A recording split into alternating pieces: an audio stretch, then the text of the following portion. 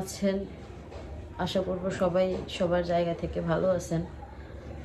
আমি ভালো আছি আলহামদুলিল্লাহ। খারাপ তো বলবো না, খারাপ কেন বলবো? ভালো থাকি, ভালো ছিলাম, ভালো আছি। আর আল্লাহ যেন ভালোই রাখে আমাদেরকে। সবসময় দোয়া করবেন যাতে আল্লাহ ভালোই রাখে। ভালোই আছি আর ভালোই থাকতে চাই। তবে আজকে কিছু বিষয় নিয়ে আপনাদের সাথে কথা বলতে আসলাম। এটা আমার একান্তই ব্যক্তিগত বিষয়। আমি আসলে অন্য কারোর বিষয় নিয়ে কোনো কথা বলবো না। আমি জাস্ট আমার অনুভূতিগুলো আপনাদের সাথে শেয়ার করবো, আর কিচ্ছু না। হ্যাঁ, আমার অনুভূতিটা হচ্ছে এরকম, আমার আমার আব্বা যেদিন মারা যায় সেই দিনই আমি বলছিলাম যে আমি আসলে এতিম হয়ে গেলাম, আমার আর কেউ নাই। তখন আমার বাপ চাচারা বলছিল যে তোর বাপ মারা গেছে, তাতে কি হয়েছে, আমরা তো আছি।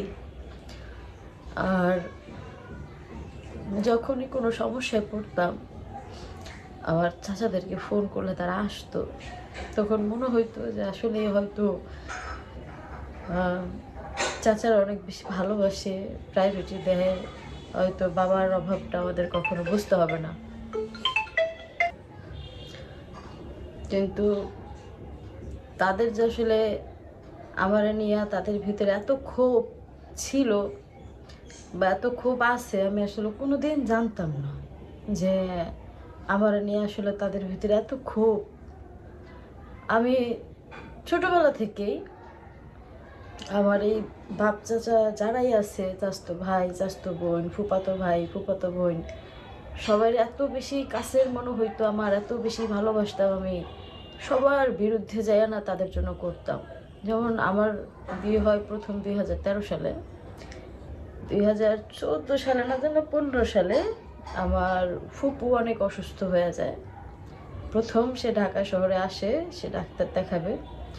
তখন আমার স্বামী বাহিরে থাকে, আর আমার স্বামী এটা পছন্দ করতো না যে আমি বাইরে কোথাও যাই, কারোর সাথে মিশি, কারোর সাথে কথা বলি। প্রত্যেকটা প্রবাসী হাজব্যান্ড এরকমই হয়।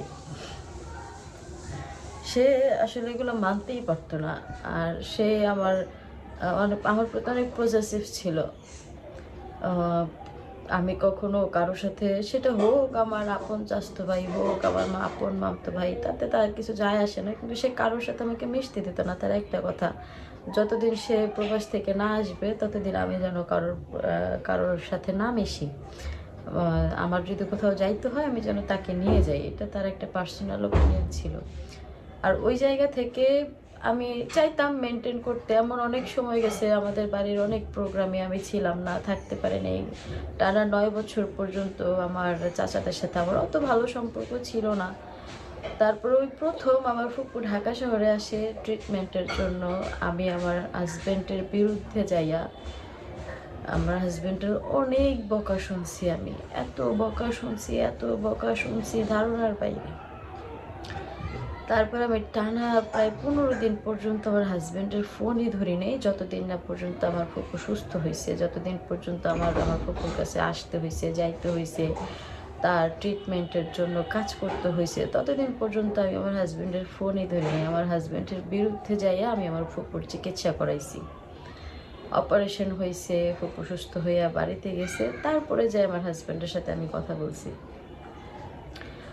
আবার আমি যখন আমার মার বাসায় ছিলাম অনেক মানুষ আসতো, তাদের সমস্ত মানে অটোমেটিক্যালি না, তাদের দায়িত্বগুলো অটোমেটিক আমার ঘরে চলে আসতো। সেটা তাদের ডাক্তার দেখানো হোক, তাদেরকে ঘুরতে নিয়ে যাওয়া হোক, তাদের জন্য শপিং করে দেওয়া হোক, তাদেরকে বিনোদন দেওয়া হোক, তাদেরকে আপ্যায়ন করা হোক, যে কোনো জিনিস অটোমেটিক্যালি না আমার ঘরে চলে আসতো। আমি সব কিছু অনেক হাসি মুখে করতাম। আমার কখনোই কোনো কিছু নিয়ে মানে হয় না যে আমারই কেন সব করতে হইব, আমি কেন সব করব, আমি কি একা মানুষ নাকি, আর দুনিয়াতে কি আর মানুষ